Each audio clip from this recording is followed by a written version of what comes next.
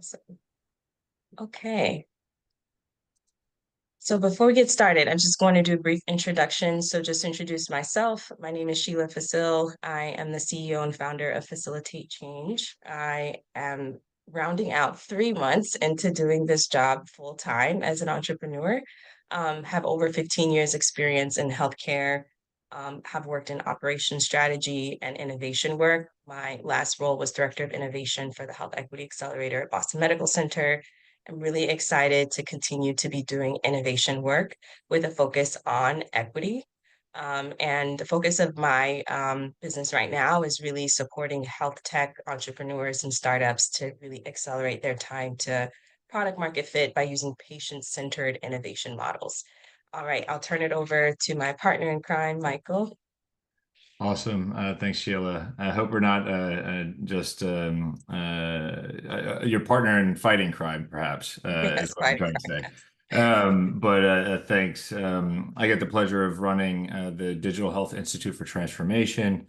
It's an organization that has recognized since its birth in 2017 that the world is changing rapidly, driven majorly by technical and digital advances and proliferation of capabilities and emerging capabilities that are challenging how we work, where we work, and specifically in our space, what healthcare and health look like, and where and how value is created, specifically focused on underserved and marginalized communities and specific kind of disease areas in the healthcare space that are under indexing on technology. My background has, kind of spanned a couple of different areas, all in the healthcare space.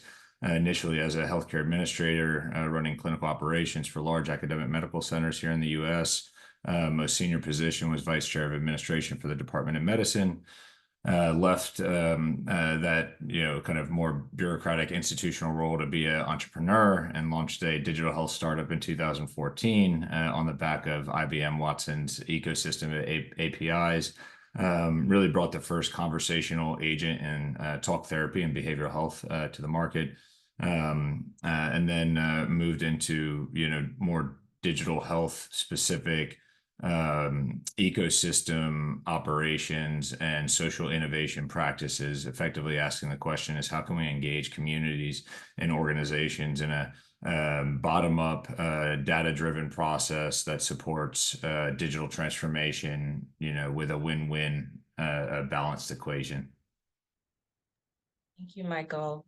So Michael and I met, I want to say over a year ago. We were on a panel on, I think it was digital first primary care, and definitely saw extreme alignment in terms of our values and the way that we approach innovation, and more specifically, how we leverage technology in the healthcare space.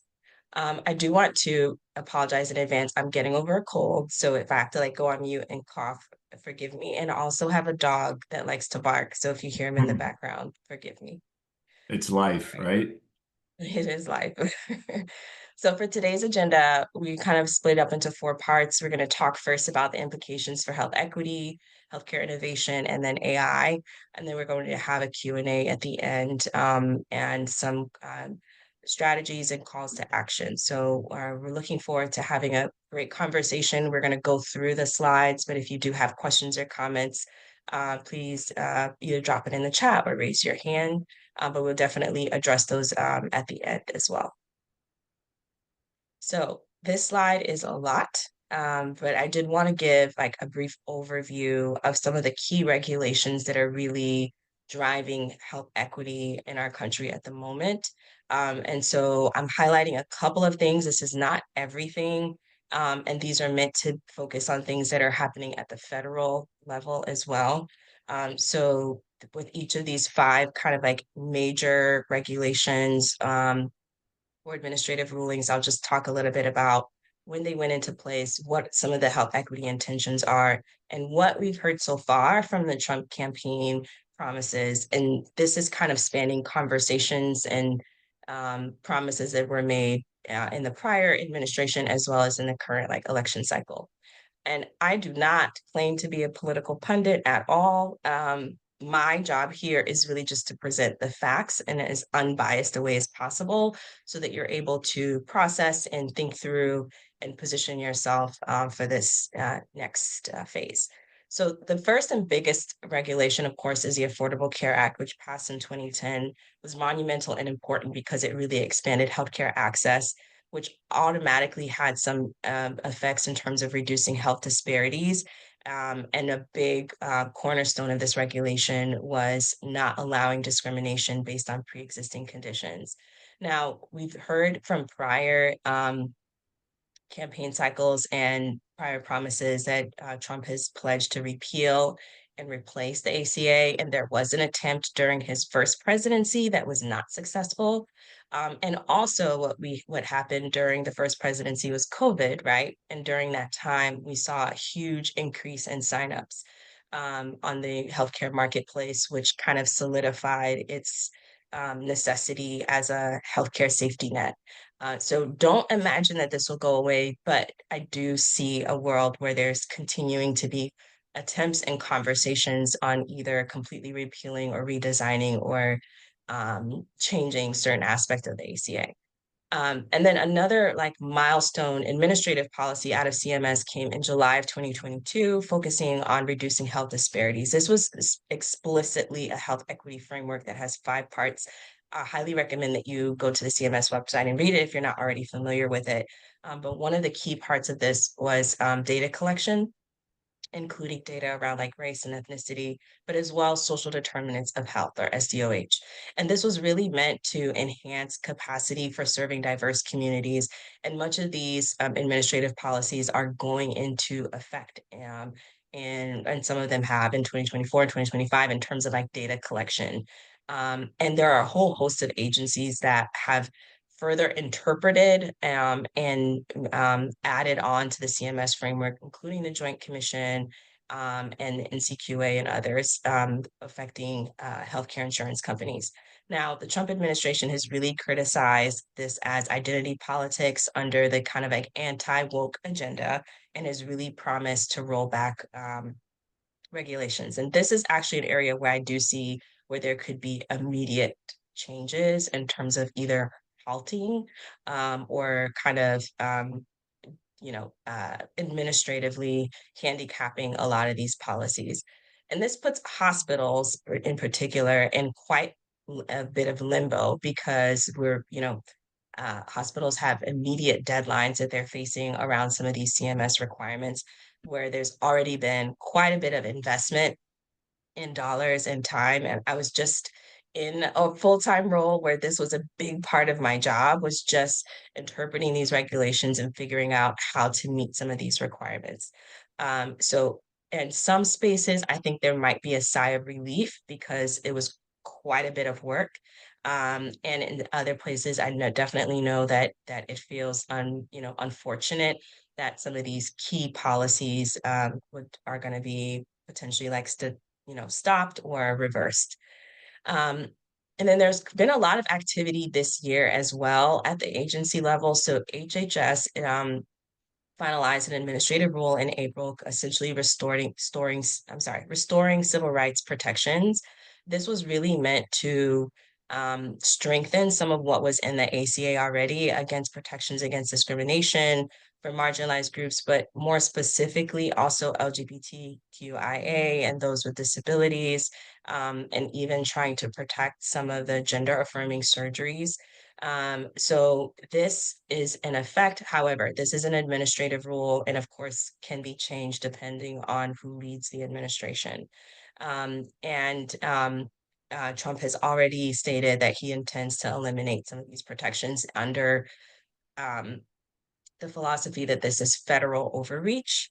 And then from a reproductive health care perspective, HHS has also published a rule around privacy to really strengthen protection as it relates to reproductive health. And we know that this often centers around abortion and associated care, really allowing individuals to seek care without fear of discrimination or breaches of confidentiality, especially in places where we've seen laws going into effect that allow individuals to essentially like tell or report um, um, activity as it relates to like abortion or abortion care.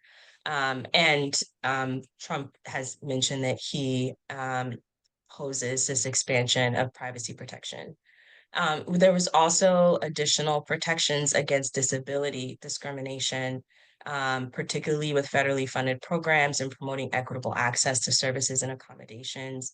And his Trump administration or team has plans to review and potentially revise some of these protections. So again, this is a very high level of some of the key regulations and what we might expect going forward.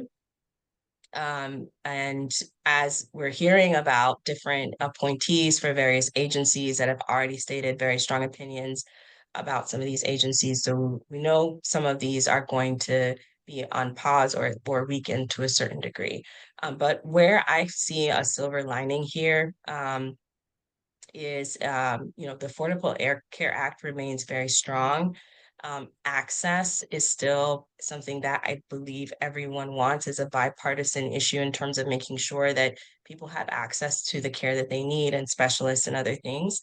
And how we go about legislating this, I think, is just going to look very different going forward.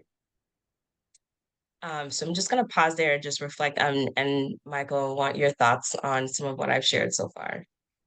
Yeah, no, I mean it's as you said, you're laying down, the what we know as of today, and what we know as of today directionally, there's a lot of contradictions to the road we've been traveling down thematically from a health system perspective in terms of the role that our very, let's just call it diversified and unique community, the role it plays from the kind of preservation of culture, the preservation of individualistic, representation of self, and the role of choice and access is going to be challenged.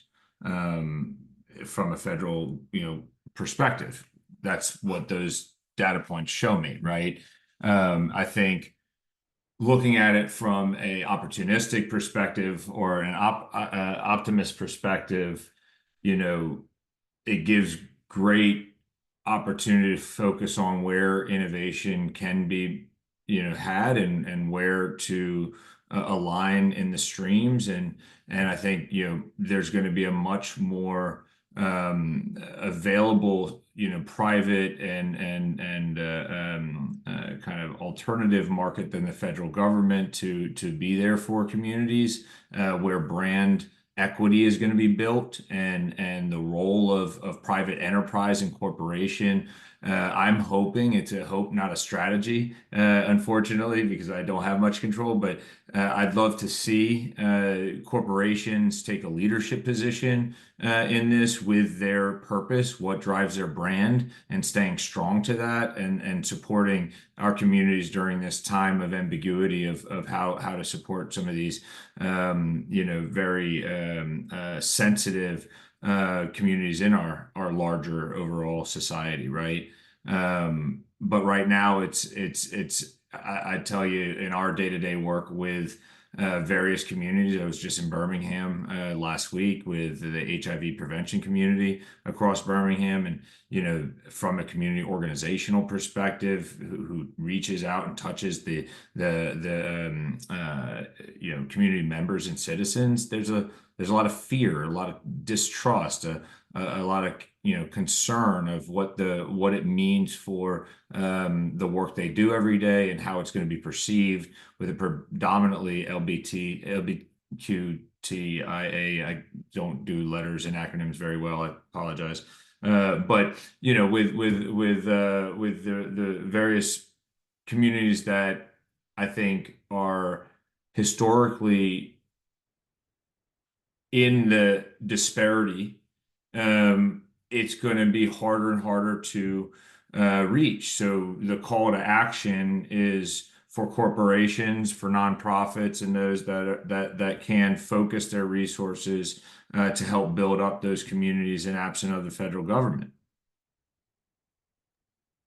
Absolutely. And I think one of the more important data points for our country is that we continue to fall behind in terms of length of life compared to other developed countries, right? And we know that there's a direct correlation to um, the high cost but kind of low return in terms of healthcare spending and also high disparities in this country as well. So I do think that the imperative to fix that issue and think about like long-term strategies around how we keep people healthy is going to continue to be a conversation to be had. I mean, we just survived the COVID pandemic.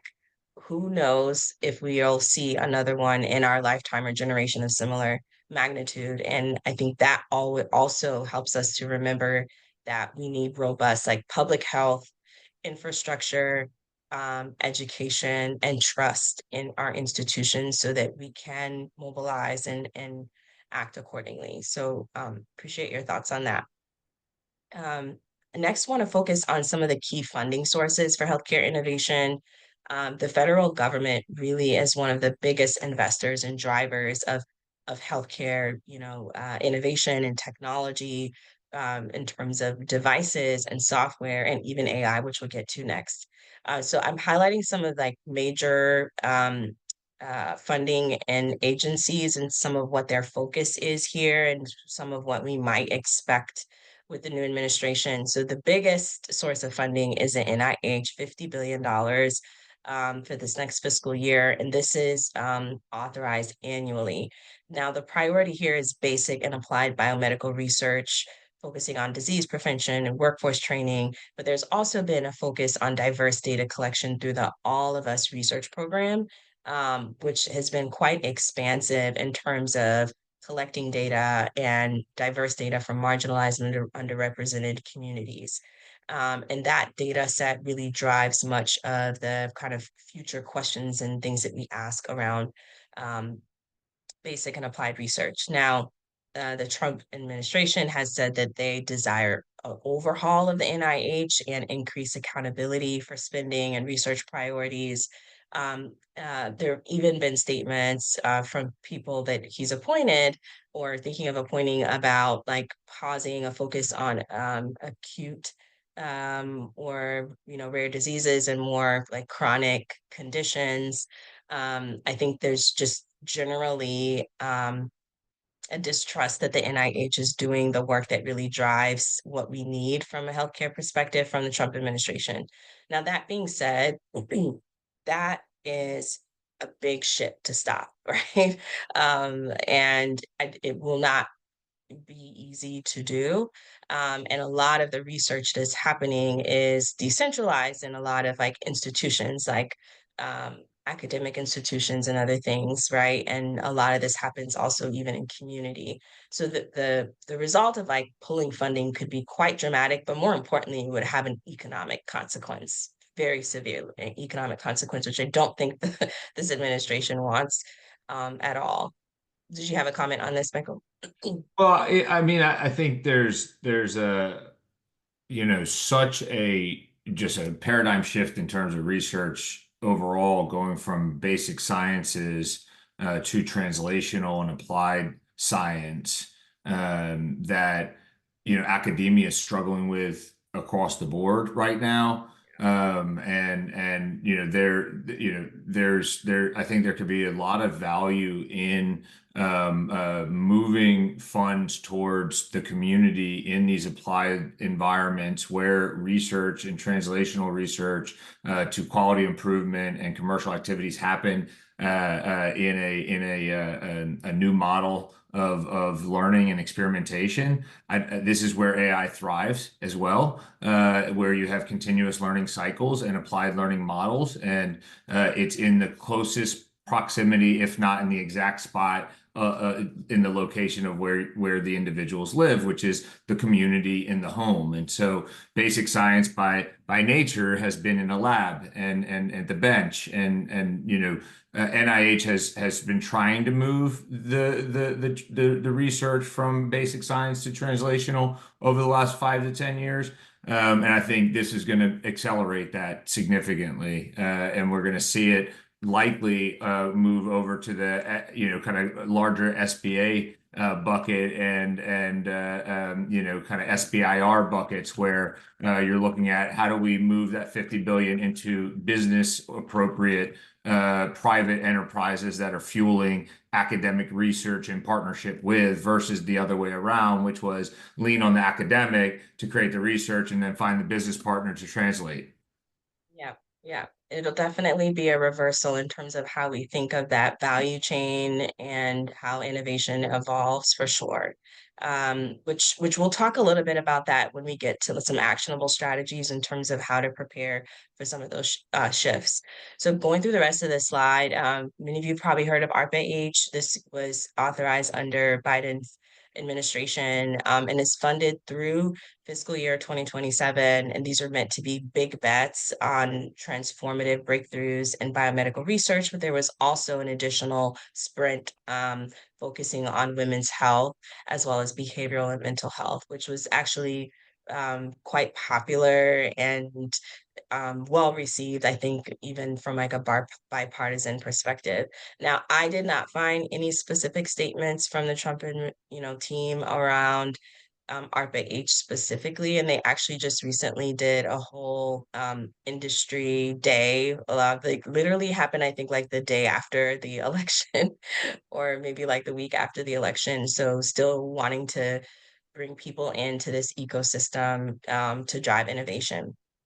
FDA is the next big bucket, right? And this, they have 6.6 billion that's been authorized through 2027 as well. And their core job is ensuring safety of drugs and medical devices. But one thing that did happen is that they introduced diversity action plans, which was meant to improve enrollment of underrepresented populations in clinical trials. So we could see this put to a halt. Now, diversity action plans I think we're definitely well intentioned and meant to do exactly what it's supposed to do, which is like increase representation. I don't know that we saw a lot of real traction here as well. This is still an area that I think the you know, tech bio space really struggles with. And to your point, Michael, like this is hard to do at an institutional level. This really does require community participation, building trust and collaboration.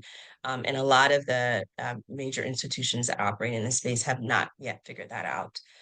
Now, that being said, Trump and his team have talked about streamlining the drug approval process. They're still focused on drug pricing as well. And that was also something that was a focus of the Biden administration. So more to come on FDA. And the Small Business Administration actually also 3 billion annually through the SBIR and STTR program. This is huge in terms of the amount of funding that people are able to get and really supporting kind of like small business innovation at a really big scale. You can think about this as kind of being a competitor to venture capital funding for a lot of these startups. And in recent years, there's been a focus on promoting participation of businesses owned by underrepresented groups, which has been really, I think, a good effort. And then we've seen some increases there and improvements in fund flow. So now, that being said, Trump and his team have really promoted deregulation as a way of fostering innovation among small healthcare businesses. And then NSF, 9 billion, and this is authorized annually. I think they're still waiting for the FY25 authorization with a slight, I think about a $1 million increase. And this is around research as well as investments in STEM education. And there has been a focus on attracting more individuals from diverse backgrounds, acknowledging here that we face a shortage of experts across all healthcare domains, including scientists and innovators. And tapping into diverse populations has really been a way to improve that. I mean, and as it relates to this, Trump and his team have really emphasized innovation and competitiveness in science and technology, especially as it relates to competing with other countries like China. Any other thoughts or reflections on this, Michael?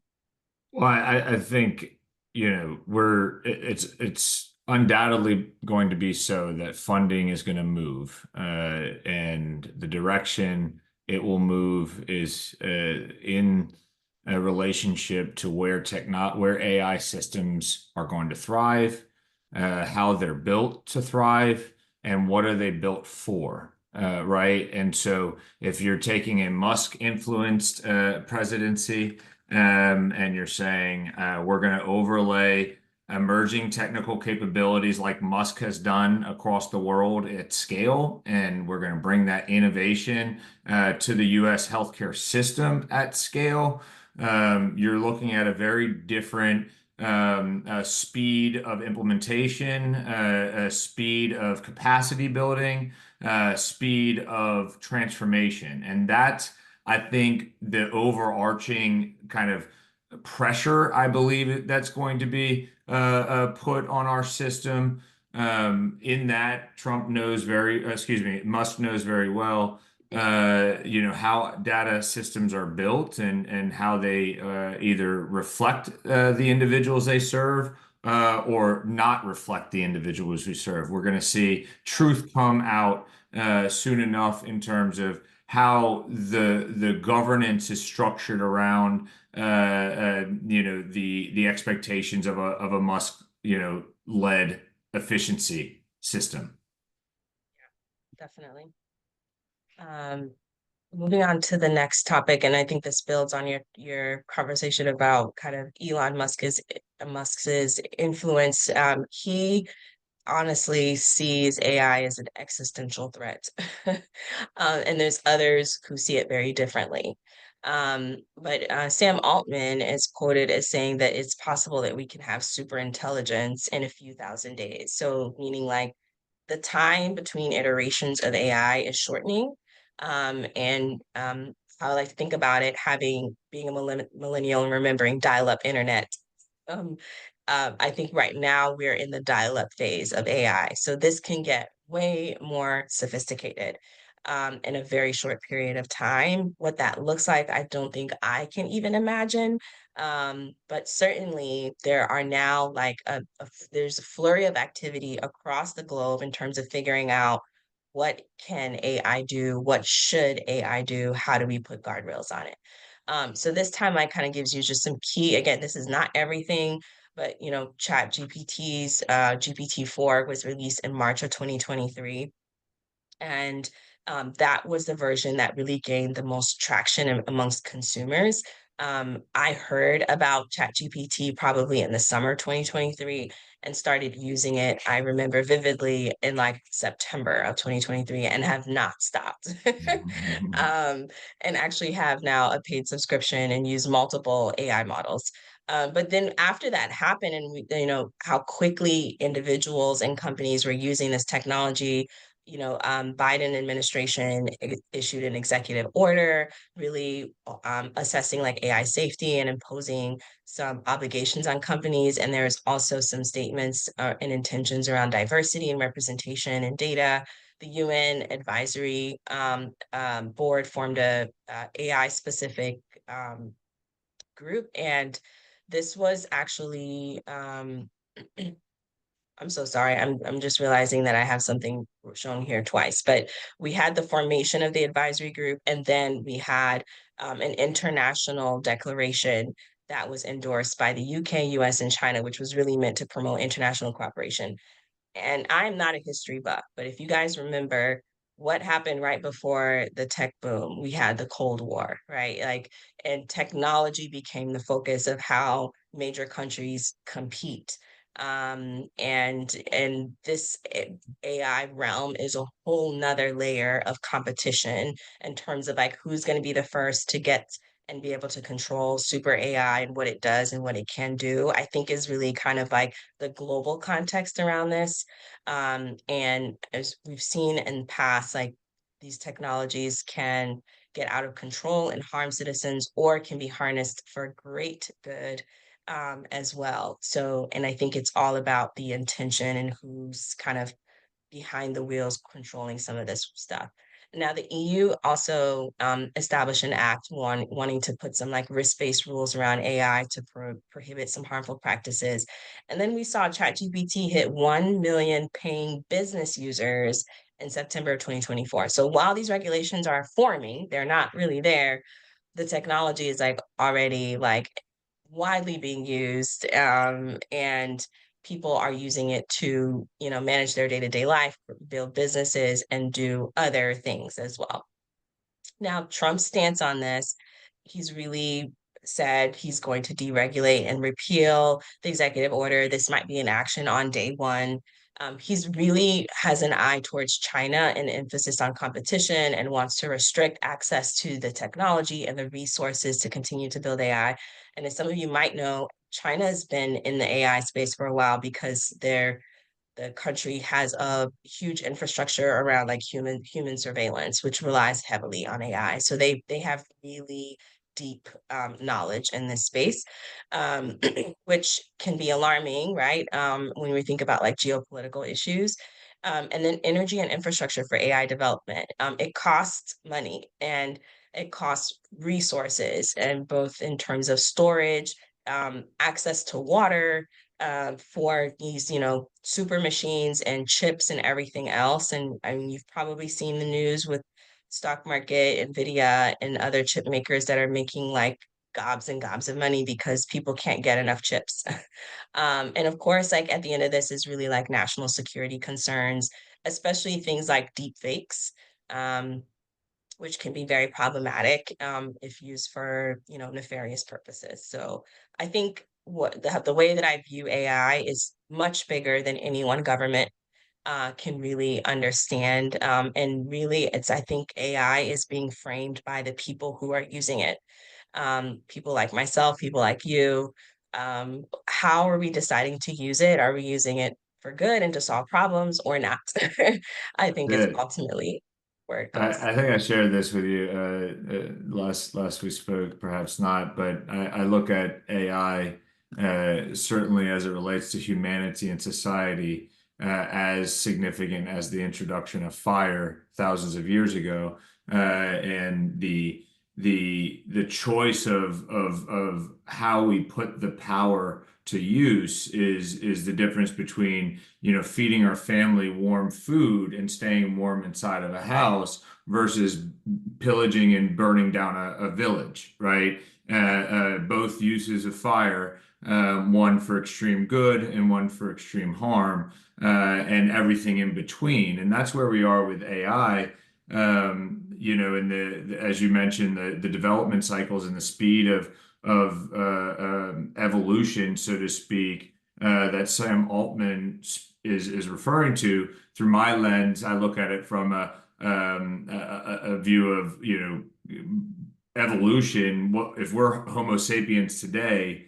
What we're approaching is the moment we're going to become Auto sapiens, and there's a natural kind of arc that we've been on as a human species for many turns now. So it's only natural from a existential perspective and super meta perspective to look at the days where, society as we know it is not as we know it, and it's going to look very different. Well, I think, right now is the time to dream and act, and the call to action is for leaders, to lead and to understand that we're at the front of the curve. There's no way we can be ahead of it. We're always going to be on the front of it. And so it becomes, how do we practice every day versus what do we put in place to protect us every day? It's a difference of strategy. One's top down versus one's bottom up.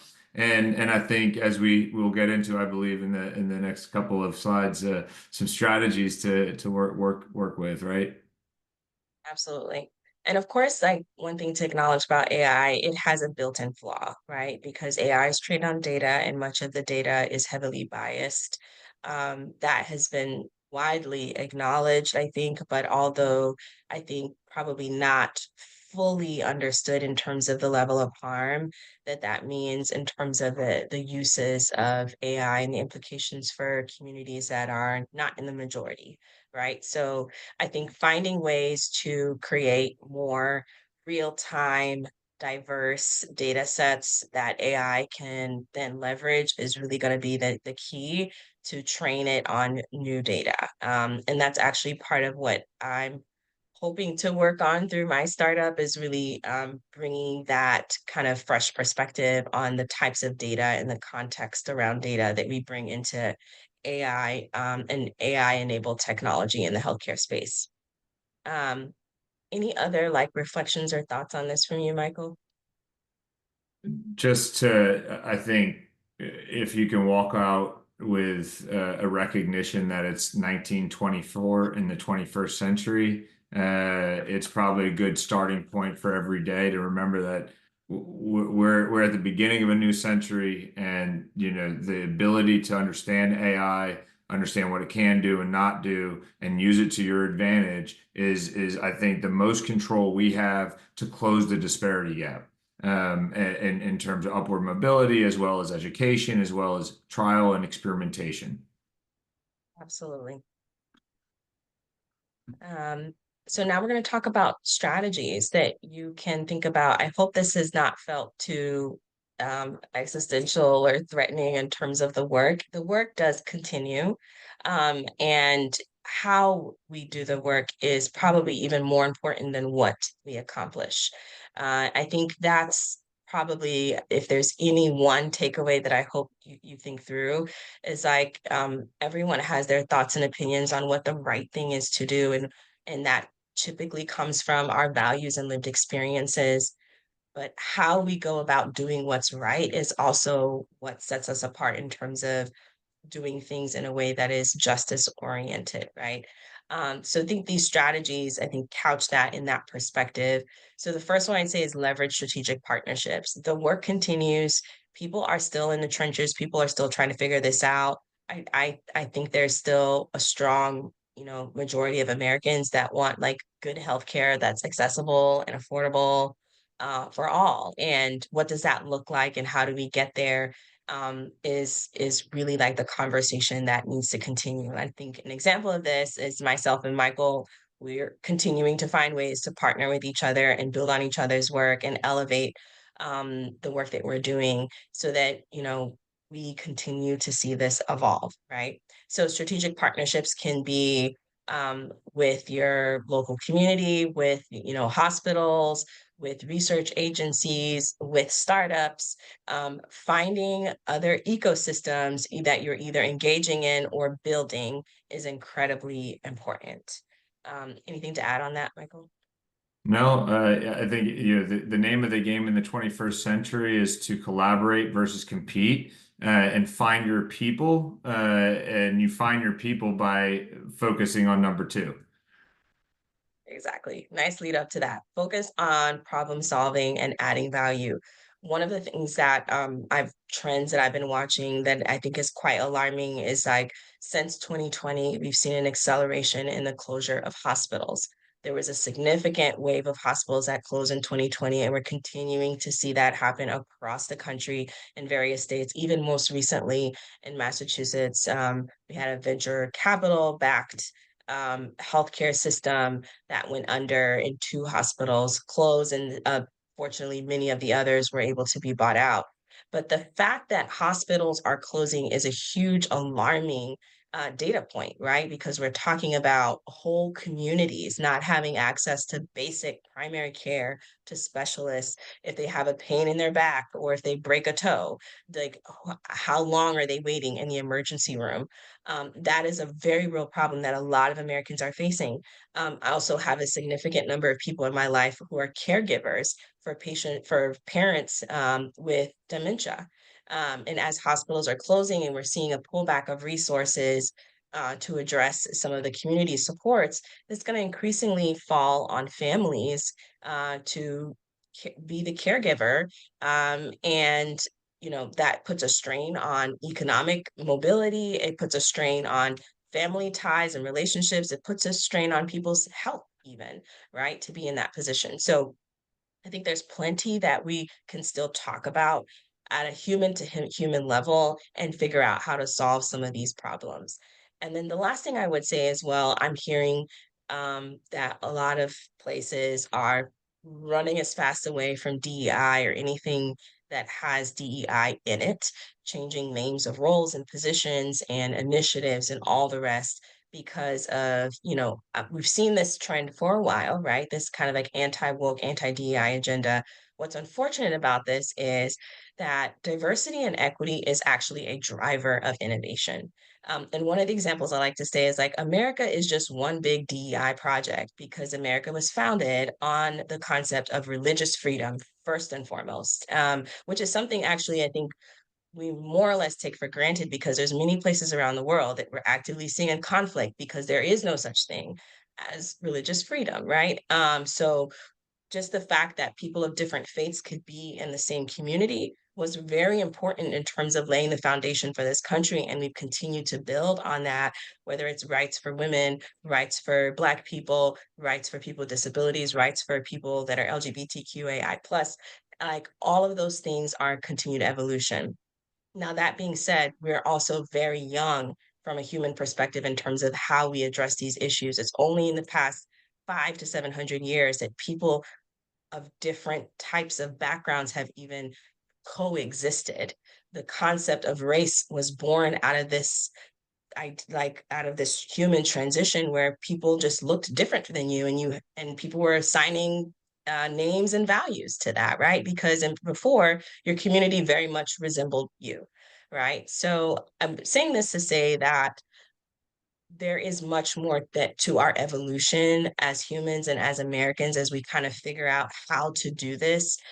However, what we have seen over and over again, and the data bears out, is when people have different experiences and values and religious beliefs and political beliefs and backgrounds and gender can come around a similar problem and try to problem solve together, you're just going to get all kinds of perspective that eventually you're going to find one that sticks and solves the problem.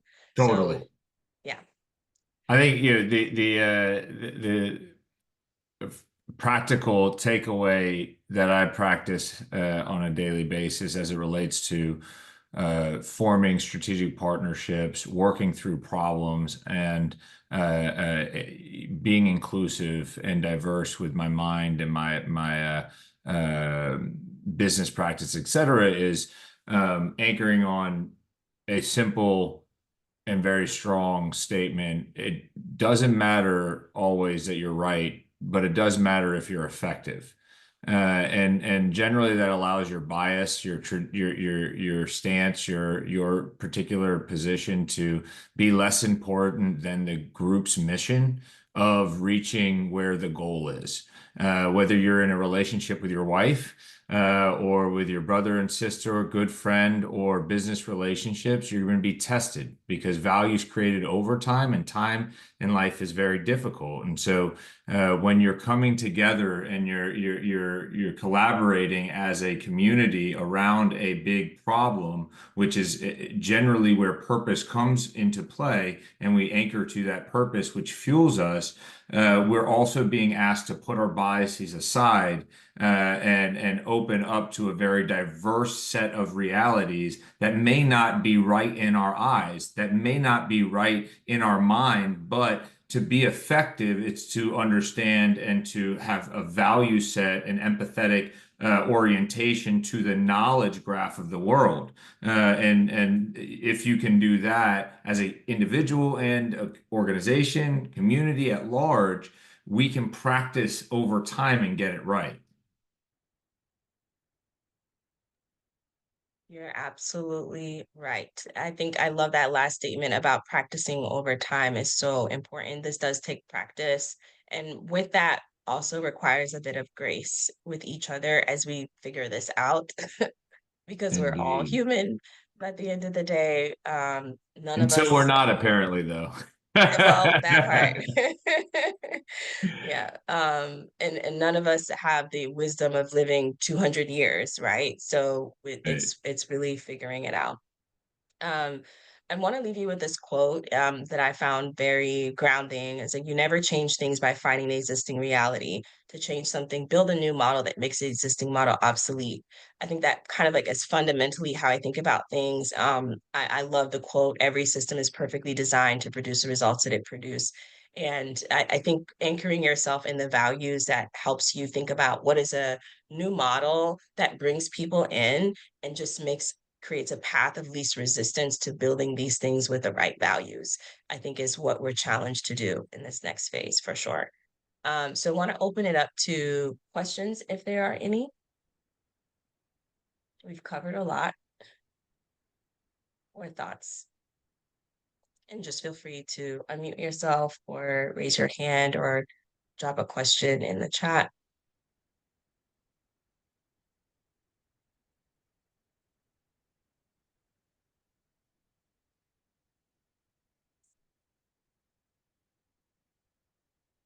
Um, while you're thinking through your questions, if I can just ask like a quick polling question, based on the topics that we covered today, was there anything, just drop a yes if there was anything that you learned that was new or helpful or will maybe help you in thinking through next steps in terms of like your own strategy and working within your own roles or institutions.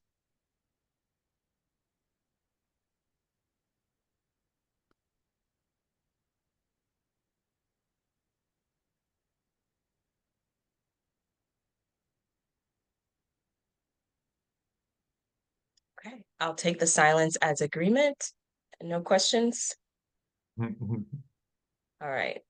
So we'll end with just a few announcements. So the first one is I'm going to be, oh, we have something in the chat. Appreciated the clear graphics. Will you do a follow-up presentation? We can certainly do that. There are some other folks that I would love to bring on and have conversations with here. So if you'd like to see a follow-up, feel free to send me a note. If there's like specific things you'd like to dive into even more as well, happy to do that. Thanks for the comments there. On Monday, December 16th at 12 p.m., I will be doing a webinar launching Facilitate Innovation, a health tech accelerator.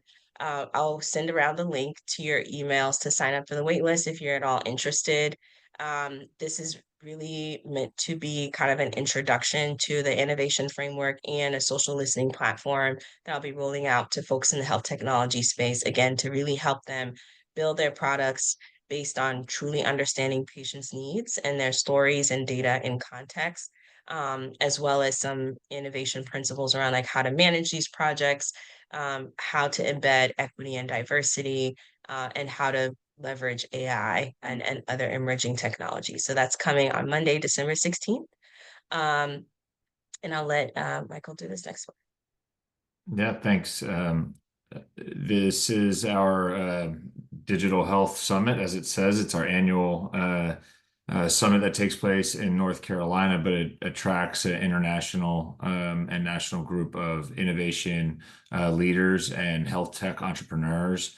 It also pulls from a broader digital health ecosystem from pharma and employer segments. But the premise is we are going from best practices to next practices. The idea, again, that we're at the beginning of a brand new century and the models that we need to operate and serve us aren't here yet, and we need to build them, and it works through collaborative impact. And so this summit is about unlocking innovation and accelerating transformation through collaborations and ecosystem strategy.